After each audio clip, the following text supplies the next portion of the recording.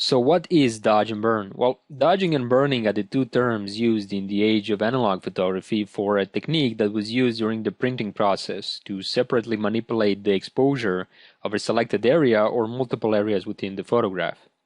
The way this was done was by blocking the light hitting the underlying print, and this was done manually with different materials of different shapes and sizes, whatever matched the shape and size of an area you wanted to affect. Now, when we enter the digital age of photography, the name and the basic principles remain the same. Even the icons on the tools within Photoshop remind us of its origins.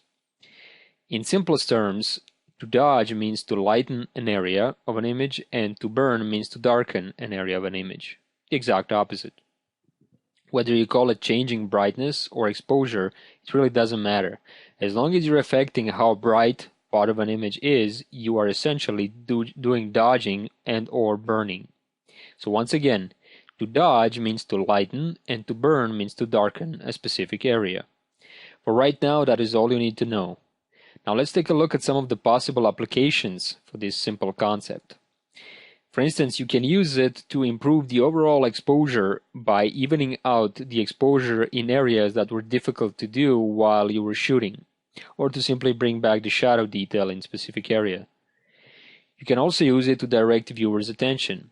You see, our eyes instinctively go for the brightest parts within the scene, so you can use this to your advantage. You can use burn or darken tool on the background, and you can dodge or lighten the subject in the foreground, and thus directing the viewer's attention to the subject, which was the main focus of the image anyway.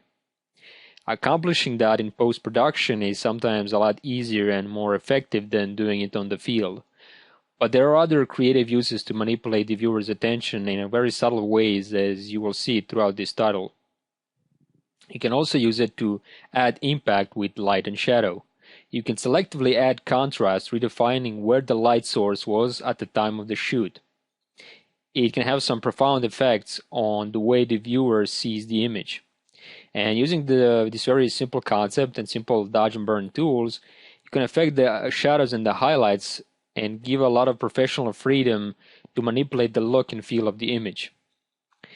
And now we come to my personal favorite one, and that is something that we're going to be talking about throughout this title. Basically, we're going to be talking about how to fix the brightness of specific areas without affecting the overall shape and or color of the image. And as far as I know, no other technique in Photoshop can achieve the level of precision that this one can. And it's quite amazing what you can do with a bit of patience, skill, and some imagination.